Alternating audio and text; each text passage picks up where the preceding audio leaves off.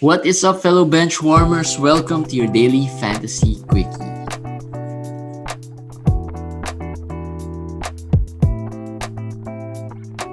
Hey guys, it's a Saturday and we have 2 days left before the end of week 19. Week 19 has been, well, it's been quiet, I guess. It's been better than week 18 in a sense of injuries and rest, I think. But COVID, it has been more pronounced this week. Mm-hmm. We've gotten more cases, although at least not a lot of positives. Yeah. Some have been cleared earlier than expected. Rui Hachimura already played. No, he hasn't played. Will already play tomorrow. Yes. Jae'Sean Tate, I was referring to Jae'Sean Tate, who was also under COVID protocol, right? But he did not play today. But he was added to the roster. He was added. He was cleared. He did not play because of knee soreness or a knee issue. But it's not about COVID anymore. So let's see if he can play soon. We don't know as soon as tomorrow. Yeah, we don't know what exactly the knee problem is for Tate. So we have to wait that out and see if he's gonna come back still this season. But Rui, at least, if he was dropped, he should have been dropped by a lot of managers. Yeah. You could pick him up because they still have, I think, one more game this week, so that he might help you with points and rebounds. Yeah. And some good news with De'Aaron Fox. He has been cleared. He's been cleared to return to the team, not to play, but just to rejoin the team, just like Zach LaVine a couple of days ago. Zach was cleared, and then after maybe 4 or 5 days, I think he got to play. So I'm not sure if Fox will be able to return on Sunday. I doubt. Possibly not. Sunday is like tomorrow? No. Monday. Monday in Manila time. So the last day of the week. If not, I think week 20 would be safe already for De'Aaron Fox. So that's good news for his owners. If you get to reach week 20 alive and kicking, you'll have one of your star point guards back. Yeah. Hopefully. And if you keep it close, players like De'Aaron Fox would probably be a big deal for you. Because he's a top player. He's not just a waiver wires player kind of player, but really a top level player when it comes to fantasy. Let's talk about and just to add on De'Aaron Fox, the key here is that he affects so many players. He affects Buddy Hield. He affects Dylan Wright. So those managers have been riding on these two players' hot streaks. Have to adjust fast next week. Yeah. If Fox comes back. As early as Monday, right? They have to adjust as early as Monday. The problem is we really don't know if when Fox will come back. We're just speculating. It's hard to speculate on the last week. Yeah. So that's the problem.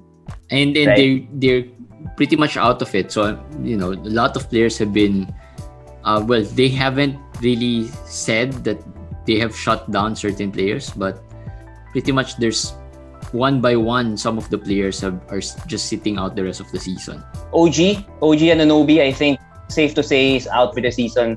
I'm thinking Mason Plumlee of Detroit, possibly out for the season. Well, Jeremy should have been out for the season, but suddenly he says he's questionable for tomorrow. So that's a question mark.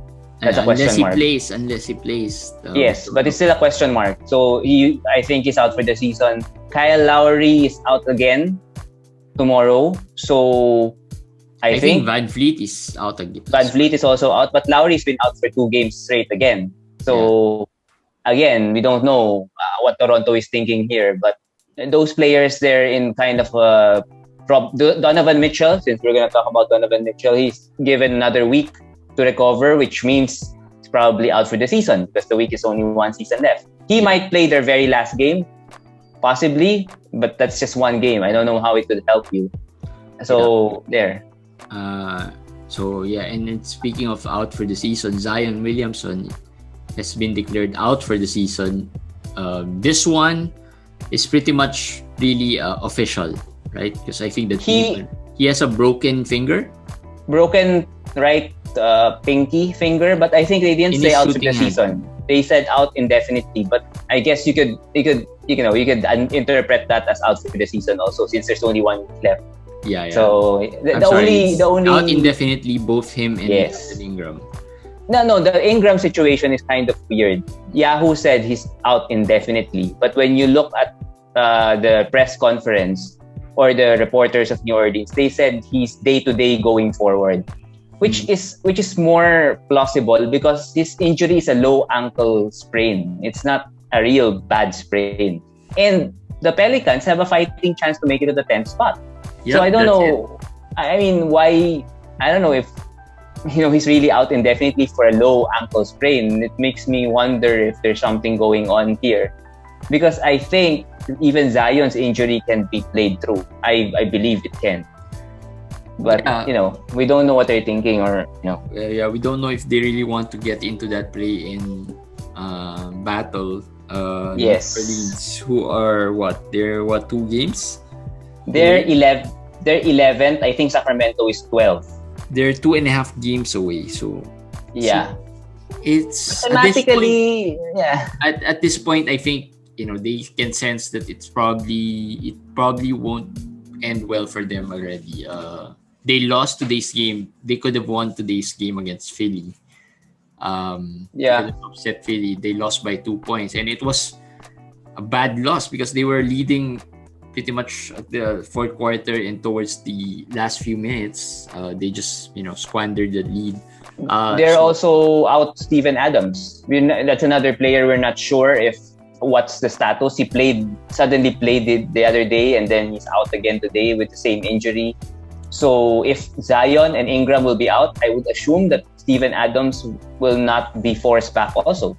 That's what I assume. So that's why in New Orleans, I think, of course, if Willie Hernangomez will start, Jackson Hayes had a great game today. Yep.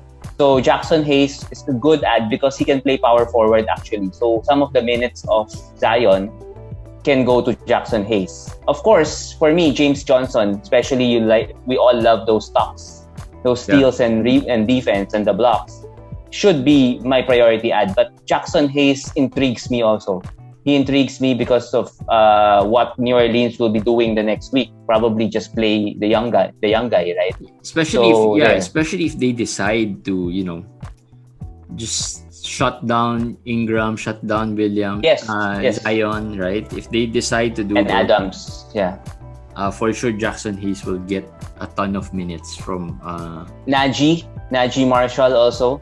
Is another player that you can consider. Keep these players in mind, because I'm not telling you right now at this point of the season it's not must add if they don't have a game, because it's more of you need a player who will play in the next scoring period. So just keep them in mind. If they're available, at least okay, I can look at Marshall, I can look at James Johnson, Jackson Hayes. And these are players that you might need to stream, or at least options for streaming in the next week. Whenever there are news that Zion would definitely be out again, or Brandon Ingram would be out, or Steven Adams would be out. So I'd actually drop Zion for Jackson Hayes. If I own Zion, that's what I'll drop him right now. I mean, I would have dropped him earlier this morning and picked up Jackson Hayes, because at least, I mean, I would think that's at least replacing him. At this point, I think Brandon Ingram has been dropped in some of the leagues that I've seen. Okay. A couple of leagues, Brandon Ingram has been dropped already. So I'm not sure if they sense that, or they're trying to catch up. Some of these semifinals have been really close. So they might, or the Yahoo tag, the Yahoo write up, the blurb kind of was negative, so maybe they followed that. It was out indefinitely, so they felt that he might not be back anymore. So we'll see what happens with those players. Did we talk about Donovan Mitchell? I mentioned him. He's out for another week, so basically he's pretty much out. Out for the season. Robert Williams did not play again today. With what injury, Jeremy? What injury? Toe. Another toe injury. I don't know what's with the toe injuries, but It's a lingering toe injury, according to Danny Ainge, I think. Do I sense he's coming back? I sense not this regular season. Tristan Thompson, if you need rebounds, some blocks here and there, I think he is an okay ad. But that's it. That's in Boston, that's it. They're not really a center-heavy team. Both their centers are serviceable. I mean, even with Robert Williams, I think Tristan Thompson could have been owned by some teams because of the rebounds and the blocks, right? But he was dropped actually, Tristan Thompson, because of he missed the first game this week, if you remember, because of some side problem. But he came back right after. Robert Williams is a drop for me. Why? Not only because of the injury. I don't care if he comes back because he has not played well, even when he was not hurt. So I think I could find another player, maybe Jackson, maybe the other guys to replace him at this point. Yeah, or so Dwight maybe. Dwight has been playing well as well. Even on the even with the second unit, he has been playing really well. Kristaps Porzingis, good. Not looking good. Rick Carlisle said think you should drop him. Yes, you should drop him. Rick Carlisle did say they're trying to get him back before the season ends. But at most you get 1 game, maybe 2 games. But that's the best you can get. So right now, and you won't even know how he'll perform. I mean, he could just give you a mediocre line in the one of the 2 games there, and that would not. The point here is like you, Jeremy. You're in the semis last 2 days. So if you get to the finals, you're just basically playing one manager. It's just one manager left. So if you drop Kristaps, it's okay because I don't think that manager would pick Kristaps up because he's probably going for someone safe also, right? So just leave him there. Don't mind that maybe someone will get Kristaps. So what? It's the last week. So managers won't if experienced managers won't just use their ads on players that even if they are IL eligible. I think they'll have second thoughts on adding a player who is IL eligible, even if there's a small chance like Brandon Ingram. There could be a chance that he plays next week, but I wouldn't use my ad on a Brandon Ingram without certainty. Without a game, without certainty, because that's another move that you're gonna waste. Right now, moves are like gold in fantasy. Yeah. It's like whether you have 3 moves, 4 moves, 5 moves, or whatever, it's gold. You sometimes when you're on the computer or your iPad, you're just gonna make the move. You're gonna click. You could not do it. You can't do it because is this the right move or not? In the semifinals that I'm in right now, I'm down by 5 steals and around 27, 25 assists. And he has more games than me tomorrow. He has, I think, 9 players tomorrow. I have around 5. So he has 4 more than mine. But I still haven't used my move because I'm not sure if I might need it in the last day, right? I just have 1 more move left. Yes, probably 3. But he's not very active in adding players because he's got a good lineup. I mean, not everyone's throwable, I guess. Not the players he has are not the type of players where you just stream them. But that goes back to our question. That goes back to what we were saying. He has 3 moves left. If I were that manager, I'd use it all at the last game. Yeah. Well, just pick up all players that I can. I mean, if I'm down 6 steals after tomorrow, I'll pick up all the steals players, fill up my lineup, just try to get that category. If that was me, right? I'll probably do that. I mean, 3 moves. Finish them. You could get 2, at least one from each, and that's plus 3 already. And you don't know what happens to the next one, right? I mean, the other players could get lucky and get 3 more steals, and then the other team might just get 1 or 2. Agree with that. So yeah, and the moves. I've been talking to one manager who is in one of the FBW leagues, and the FBW leagues have been pretty close. And I've checked the scores. I've posted them. There's really no clear winner at this point, except for maybe 1 or 2 teams. And that one manager was talking to me about his opponent being careless with the ads. He's not adding the right players. He's not adding the players that he would need to win the matchup, right? He's just adding players. That's it. I mean, not timing the ads, not figuring out which category he needs, which we've been, discussing it over and over again during the fantasy playoffs. That is very important. If you add someone, you have to make sure that they're gonna help you, right? You have to be careful. You have to be careful. I'm just gonna talk about after that example.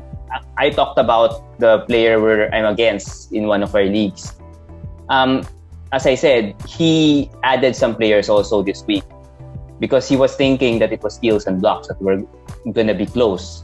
The problem was that's why I'm ahead. Suddenly I'm ahead because he added players who were not good free throw and field goal shooter. Mm-hmm. So what happened was he got the steals today. So he was up the whole time. He's still up in steals, but he lost the field goal and free throw. He's down, not lost. He's down in the field goal and free throw suddenly in one day, which is today. Yeah. I caught up with those two categories. So from 4-5, I'm now up 6-3. So you have to be careful. Yeah. You just don't add and add and add. it can change a lot of categories. And even the players you own, especially if we're talking about field goals or free throws, if today, if he wasn't able to catch up, I was planning on not playing Draymond tomorrow because of the field goal, free throw, and the turnovers, because I felt like I wanted to get the turnovers closer so that I have a chance to win that because I'm down with the turnovers. But it didn't pan out. The turnovers widened, the gap widened. So, but at least the field goal, I'm still leading. I'm still leading the free throws. So yeah, have to be careful. Have to be careful with those. And I'm thankful I dropped Drummond yesterday. He had another 3 turnovers. Yes. He had 9 rebounds, which is not bad if you're going after the rebounds, but I don't think it's a nice line as well. I mean, I picked up Powell for Drummond. Powell didn't do much today. Yes, but that's fine. I mean, it didn't hurt my team because his field goal were not too bad, right? So field goal can change in an instant. Like I had Tatum 3 of 15 today, so I was up big in one of the other leagues. I was up big, and then I had Tatum, and then suddenly the field goal is now up for grabs. So you can never say. With this. Another example is that my opponent in the semis, before the Utah game, he was up in the field goal, up by 0.005, around that margin. That's a small margin, right? And then Jordan Clarkson played. He played Jordan Clarkson. Jordan Clarkson was 6 for 20, I think, today. Yes. And I'm up by 0.020. So that's a big shift in the field goal. So you don't look at just the percentages, the percent, but the attempts and the shots made, because the attempts would affect a miss, right? If you have fewer attempts, one miss could impact you a lot, right?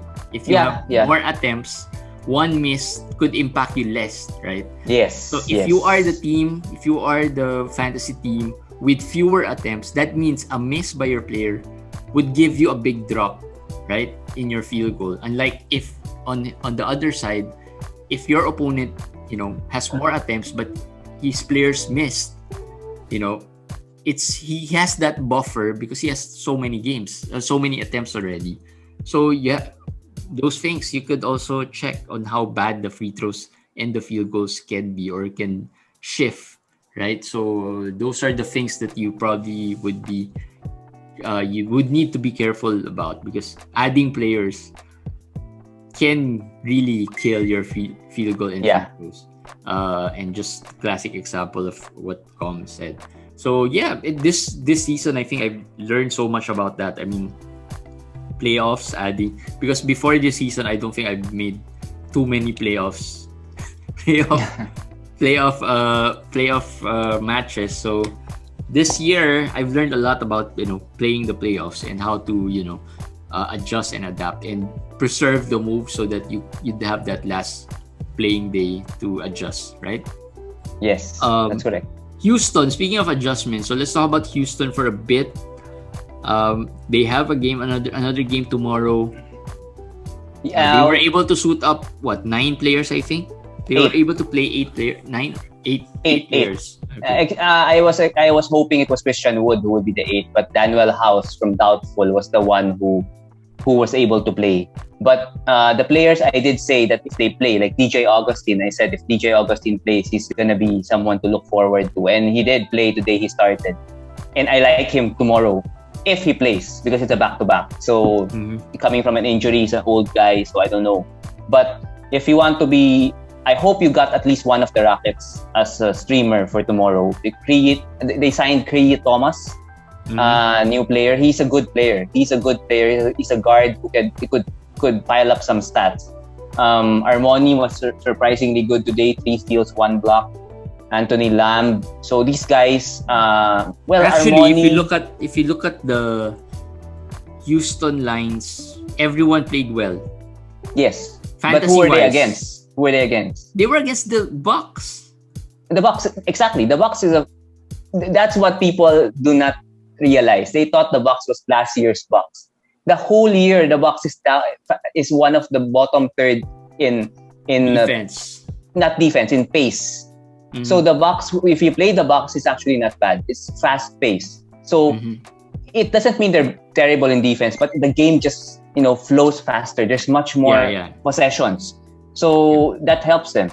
That helps the players. Yeah. Tomorrow though, they're against Utah. So yep, they will be against Utah. So Armoni Brooks, I'm kind of iffy with Armoni, but actually could be a blowout. So Brooks could have lots of chances to play a lot. Do you like that? Aren't you scared that he gives you if you're 3 out of 14? If you're out of the field goal, and then gives you 6 turnovers. You have to be careful adding these types of players. Probably if it's a blowout, the riskier ones to play less minutes would be Olynyk, KJ Martin. I think those players would play less and they'll give time for the other. I think especially like Olynyk has. Who? I think KJ will play. Yeah, he hasn't played much. He should play. Come on. No, I mean, I think even if it's a blowout, I think they're not gonna bench KJ. I think he's gonna play. Oh yeah, KJ. Yeah, KJ might be safer. I think Olynyk could be the guy. Could be in trouble. He played really well today. So, actually, you probably, if you are a Olynyk owner, I don't think you'll complain. I mean, second half of the season, he has been great, and I don't think you'll complain if. And Yahoo has the vote already out. The pickup of the year. I don't know if you saw it already. They have you can vote already in Yahoo, and surprisingly, pickup of the year number 1 contender nominee is Kelly Olynyk because he's number 65. Number 65 this year, based on Yahoo's ranking. So Yeah. I was thinking, isn't Rozier probably a pickup of the year? Rozier was in another category. Most improved, I think. They have 3 categories: MVP, most improved, and pickup of the year. So Rozier was in the most improved category. So I think I voted him in the most improved category because Randall was not in the most improved. Randall was in the MVP, I think. So they kind of... Which is okay. I think Randall played a really MVP type of... fantasy terms, right? MVP type of season. Especially the way he started. He's like Sabonis, right? But a player you probably picked in the 7th or 6th round. Later. I think it's even later for some. Yeah, right. 8 maybe. Yeah, but he's like... The stats he produced were like... second round or third round even. Third round or second round even, right? So agree. I wouldn't say he's improved, but I think he should be also in that MVP category.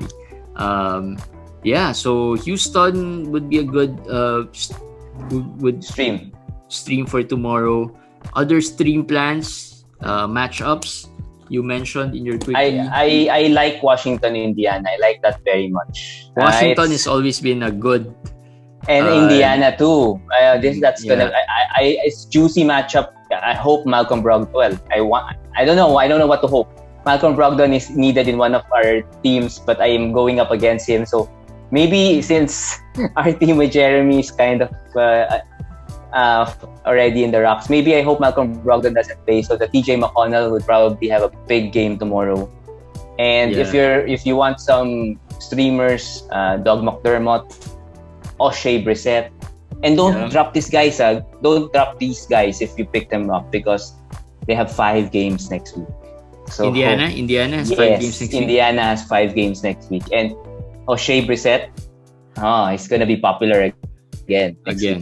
Yes. So, Indiana has 5 games next week. So if you pick up someone to stream tomorrow for Indiana, maybe try to hold on to that guy so that you can start Monday already with Indiana players and 5 games. Yeah. So I like Indiana. I like Indiana Washington. And then I think one of them is the Brooklyn Denver. I think is that Brooklyn Denver? Brooklyn Denver, Golden State, OKC, and Portland San Antonio. So those are the games wherein we expect stats high scoring or overflowing stats from these players. So if you have players from these teams, I don't think I have any from these teams. But no, I mean stream. I'll add some streamers for Golden State, OKC, Ty Jerome. I don't think Lou Dort will play tomorrow. I don't think he will play the next day. Ty Jerome has a back-to-back to end the week. So at least that's one move. Saves you one move, right? Yeah. So I like Ty Jerome in the OKC game. In the Brooklyn-Denver game, I still love Austin Rivers. I don't know why I keep on saying Austin Rivers everywhere, but I like the potential, the possibility of Austin Rivers, especially next week. Okay, this is another tip. Next week, if you look at the standings, the Nuggets are 5 games ahead of the Mavs, number 4. They basically could just rest Jokic. I don't like that to happen, but that could happen. So guys like Rivers, actually true. Those things can happen next weekend. Yes. Just for the commissioners out there, and I think we made the same mistake as well in some of the leagues this year, just don't extend it until the end of the season. I think these things the challenge with these types of schedule is that the higher seed probably won't get any advantage really. Yes. Right? That can be seen as a good thing, because lower seeded teams would have a better chance of winning in these types of schedules, like where players rest, right? But if as much as possible, I probably next year, if we create the league, we probably won't extend it. In fairness, we didn't know what schedule it was this week. I really didn't know that week 20 will be I didn't know that week 20 will be the end of the season, actual end of the season. No, what we did was we anticipated that the season could extend a bit. Maybe. But for me personally, I did not know that week 20 was the last day, the last week of the regular season. Because in usual fantasy seasons, it is until week 23, 24. And then after that, there's still around 1 or 2 more weeks or even more until the end of the regular season. So I was thinking week 20 is too early for the season to end.